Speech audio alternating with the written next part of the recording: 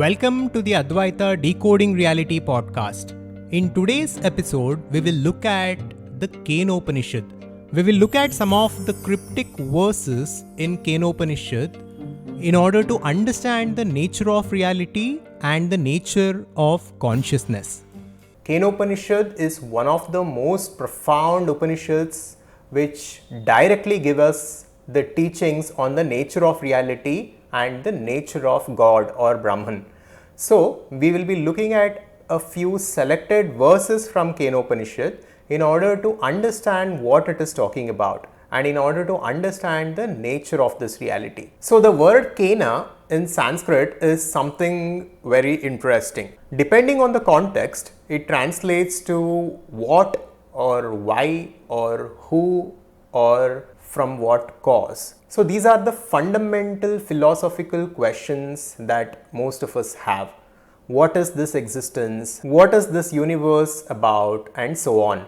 So Upanishad is directly answering these questions, and Upanishad gives us the teachings on the nature of reality. So now let us look at some of the verses from this Upanishad in order to understand this reality. So first I am going to read a few verses which is translated to English, and then later we will discuss the meaning and we will decode the teaching of these verses. That which cannot be expressed by speech but by which speech is expressed, that alone know as Brahman, not that which people here worship. That which cannot be apprehended by the mind, but by which they say the mind is apprehended, that alone know as Brahman, not that which people here worship. That which cannot be perceived by the eye, but by which the eye is perceived, that alone know as Brahman, and not that which people here worship. That which cannot be heard by the ear, but by which the hearing is perceived, that alone know as Brahman, and not that which people here worship. Now these verses and these sentences are very cryptic in nature, and for most of us they are very difficult to understand. That is why the commentary on the Upanishad by Adi Shankaracharya is very significant. Here he decodes the meaning of these verses and goes into a great detail in explaining these verses in order to show us what these verses are pointing towards.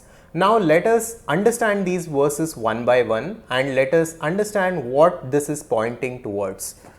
That which cannot be expressed by speech but by which speech is expressed, that alone know as Brahman. So this verse is saying that absolute reality or the God or Brahman cannot be talked about, cannot be expressed in speech, but it is the very power which is behind the speech and which is what making the speech happen. And the next verse tells us that which cannot be apprehended by the mind, but by which they say the mind is apprehended, that alone know as Brahman. So here again the verse is talking about something which cannot be conceived in the mind, which cannot be understood by the mind, but it is through which the mind itself is understanding different things and is conceiving different things. Now let us pause here, let us think about it deeply, and let us understand what these verses are pointing towards. What can be that which cannot be seen, which cannot be heard, which cannot be talked about, and which cannot be understood or conceived with our minds? But again, that is the very power from which we can see, we can hear, we can understand, and we can speak. So what is it? What is that which these verses are pointing us towards? If we think about it, the answer that we will come to is consciousness or awareness, because it is very obvious. We are aware of the world around us. We are conscious of the world around us. And consciousness and awareness are beyond mind and it is behind mind. So now if we look at the verse which says that which cannot be seen but by which the seeing happens, know that as Brahman, we can understand that this verse is referring to the consciousness or awareness that is within each and every one of us. Our awareness is something that we cannot see because it is behind seeing. The very awareness is enabling us to see the world and experience the world. But that itself, the awareness itself, cannot be seen or heard or talked about or conceived because that awareness is behind the mind. It is something very fundamental. It is essentially who we are. If we understand this, these verses will start to make clear sense because awareness has no quality to it. It is unquantifiable, it is formless, and it is all pervading. And it empowers the senses and it enables us to understand this universe and to perceive this world the way we do. Awareness is behind everything that we do, and awareness is very fundamental to our existence. And in fact, the Upanishads say that awareness is who we truly are in our core essence. So according to Upanishads, awareness is not only that which enables us to perceive this world, but awareness is who we truly are, and awareness is what this entire universe is, because this universe and whatever we see all around us is happening within our awareness. It is happening within our consciousness. So consciousness is fundamental, and that cannot be seen or heard or talked about, and it can also not be understood. How can we understand consciousness or awareness? This is the problem with modern science right now. It is trying to understand consciousness.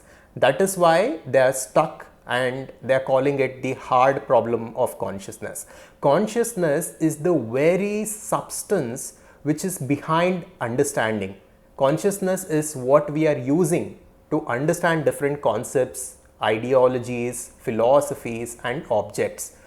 But consciousness itself is not an object. Only objects can be understood. A subject cannot be understood, and consciousness is the ultimate subject. It is that which is behind the mind, and it is that which enables and empowers the mind to perceive this world. But that itself cannot be understood, or at least it cannot be understood in a typical way by trying to find it in the external world, because it is the very essence of our being and it is behind the mind. And this consciousness is in what this universe is happening right now. And Shankaracharya talks about how we can realize this in his work Aparoksha Anubhuti. He says that understanding awareness or consciousness cannot be done by traditional methods, which is through direct perception and through inference. Direct perception is looking at something and seeing it for what it is and understanding it. And this is called Pratyaksha Anubhuti. And inference is what modern science is mostly about. We look at microscopic particles through different instruments. Since we cannot look at them directly, we make use of certain instruments and certain data, and we analyze that data and we analyze the outputs given by those instruments, and then we draw conclusions about the nature of those objects. This is inference. And Shankaracharya clearly says consciousness cannot be understood by direct perception and it cannot be understood through inference. It can be only realized by Aparoksha Anubhuti, which is neither this typical direct perception or inference, but it is sort of a first-hand experience of who we truly are. It is very difficult to explain because, again, like the Kenopanishad says, this is beyond understanding. So understanding happens within our minds, but consciousness is something which is beyond the mind and which is behind the mind. Mind cannot grasp it, and hence people who get this are said to be realized. We don't call them the people who are understood, but we call them the realized ones. We have to go within ourselves and we need to find out who we are in our truest essence to come to a realization of what consciousness is and to come to an understanding of what awareness is. This is what Kenopanishad is pointing towards.